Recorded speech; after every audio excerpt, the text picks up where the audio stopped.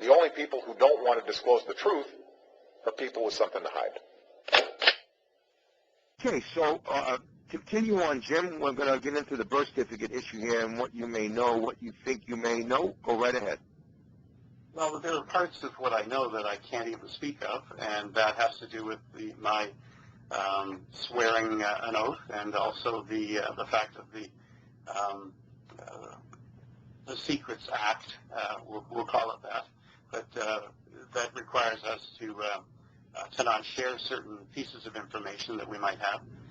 What I will share is what I know I can share, and I, like you and anyone else who knows about the birth certificate itself, you know it's a fake, you know it's a fraud, you know it was presented as being the real one, unlike what's being stated right now about Obamacare, that you can keep your physician. Now we have a president who's backing away from what he said and was recorded on almost 30 occasions publicly. So it's interesting to see this kind of behavior on his part, which lends, it kind of takes away from any credibility the man might have. But for him to present a document which was obviously fraudulent, layer upon layer of photoshopped work, was kind of unbelievable, that this sort of thing would take place. But, it really means that anything he does put forward to prove that he is or is not what he says he is, has got to have suspicion wrapped around it because of just who he is and how he's been and the things that he's doing even now that just render his credibility is totally shredded. So as far as the birth certificate itself is concerned, what do I know? I know that it's a fake. I know it's a fraud. We know that there is no record at Kapiolani Hospital, and no one there will actually sign on anything to attest to his being born there. The documents have been sought. You're right about that, Jim. I want to just interrupt you for 1 minute. I want to talk about Kapiolani, but I want to be fair to the chat room. We have a huge audience in the chat room. And I'm getting a question in the chat room, and it says, if you were in the CIA, didn't Paul Valley say CIA experts stated the birth certificate was a forgery? I'm not sure what Paul said, although I've been on programs with Paul, and Paul has backed my assertion about the litmus test of the military leadership of the country. He's backed me up on that and said publicly that I'm 100% correct in what I stated in January the 21st, as a matter of fact. Okay, thank you for answering that question. As far as Kapiolani, since you mentioned it, I forgot to mention this at the beginning of the show. We already know that Mike Zullo went there. I had him on the program numerous times. He actually took questions last night. He stated that he went to Kapiolani Medical Center. He knocked on the doors, went in. They went in with the sheriff's deputy for the Maricopa County Sheriff's Office also. They would not acknowledge Obama was born there. No acknowledgement, no plaque, no papers, no brochure, nothing in the lobby. I had a caller a couple of weeks ago, Phil from Connecticut, who also called in last week. Phil, you cannot call in with 60 seconds left and think I'm going to be able to answer all your questions. Okay. He asked me if I've ever been to New Haven, Connecticut, and my answer was yes. And then he went on to say, do you know George Bush was born there? I happen to know that George Bush was born there. And there's only like a handful of presidents, 3 or 4 that were actually born in hospitals over the last few decades. Well, moving on. He said, well, there's no plaque in front of the hospital.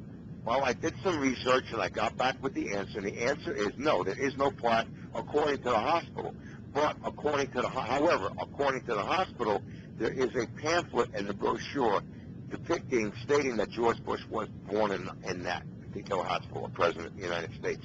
Okay, Jim, I apologize. I wanted to get out there, and I just wanted to say that, so continue right on. No problem at all. We know, I've talked to Mike, I've talked to Joe Arpaio.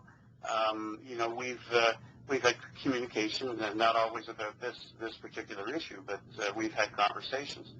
And all I can say is that So much effort, so much money, so many federal dollars have been spent to protect and shield any of the information that should be, to an honest person, should be open to anyone having a look. And it's not with Mr. Obama. He's hiding things. He's multi-layered in terms of what he's trying to keep people from actually knowing, because there's so many twists and turns in his background that are not straight. The fact that monies have come to him as a result of an effort on the part of Valerie Jarrett's father to see that Arab oil money was utilized for the education purposes and the backing of good, bright, young black men and women that Mr. Jarrett had encouraged the Arabs to support as part of an ongoing effort over a period of time.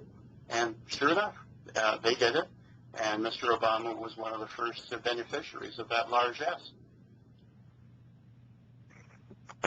Interesting. I guess if you follow the trail of the money, that might lead somewhere. That's what they always say anyway, right? Always follow the money. Yep. And there was a lot of money involved in this. Dr. Garrow, go ahead. I'm sorry.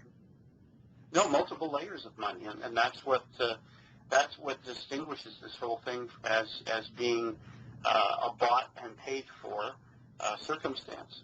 I mean, anyone else who receives money from a foreign entity and then makes decisions based on the foreign entity's needs has got to set off an alarm, a red flag in the minds of anyone looking in from the outside.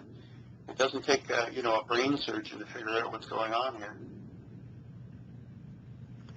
Yes, you're right about that.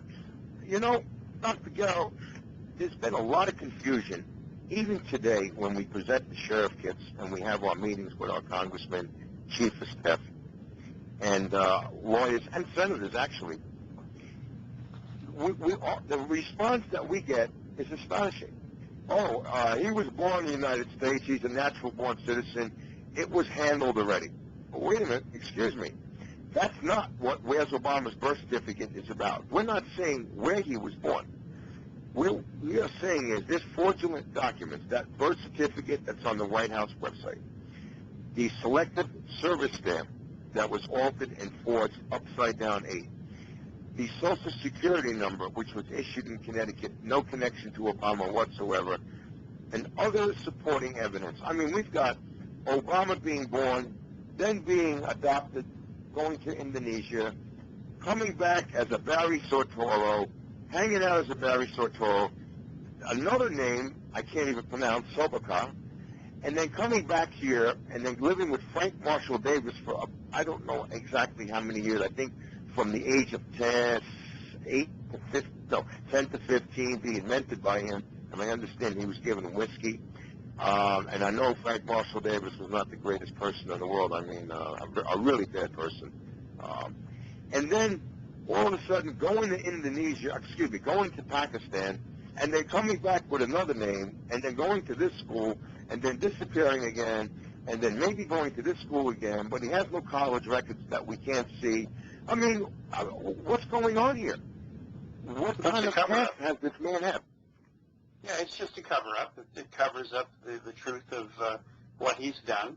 I mean, there's some people who say he was an agent of the American government. Well, he was not an agent of the American government. The fact that he traveled to Pakistan and Afghanistan, by the way, people seem to have dropped that off the conversation for some reason. But he traveled on a British passport, which is what he had, having been born in Kenya. I'm saying it out loud. Having been born in Kenya, which was a British protectorate at the time, and therefore he was eligible to have a British passport. American passport holders were not granted visas to go to Pakistan when he went. So interesting circumstance. Mind you, his bed buddy that he went with was from Pakistan, the guy he lived with in the apartment. doing his chong.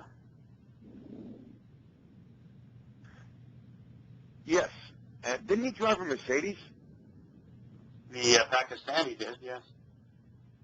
I thought he had a Mercedes in the United States. There were reports of him and his friend pulling up to parties in the Mercedes. What I'm trying to get at is there was money involved in that family. Yeah, there was. Yeah, there was. Yeah. And, you know, if you take a look at the Fulbright Scholarship, it provided living money as well. So we were talking about somebody who double-dipped and triple-dipped. You know, he had money coming in from all sorts of sources. Okay, great. Well, after coming back from Pakistan, he came back, he left as Barry Soetoro, and he came back as Barack Obama. I mean, that's truly amazing. And you're talking about, you mean the refinding of his Muslim roots? Is that what you're saying? Well, I don't know about refining of Muslim roots. I mean, I can't point to that. There's no evidence in that. We've never called him anything except Barack Obama. I know people say tendency to have Muslim roots. If you're in an Indonesian country, I guess you would have to have some kind of tie to Muslim roots. If you went to an Indonesian school, I guess you would have to be subject to some kind of Muslim service or way of being brought up. But we have no evidence of that other than, you know, reports, people doing that.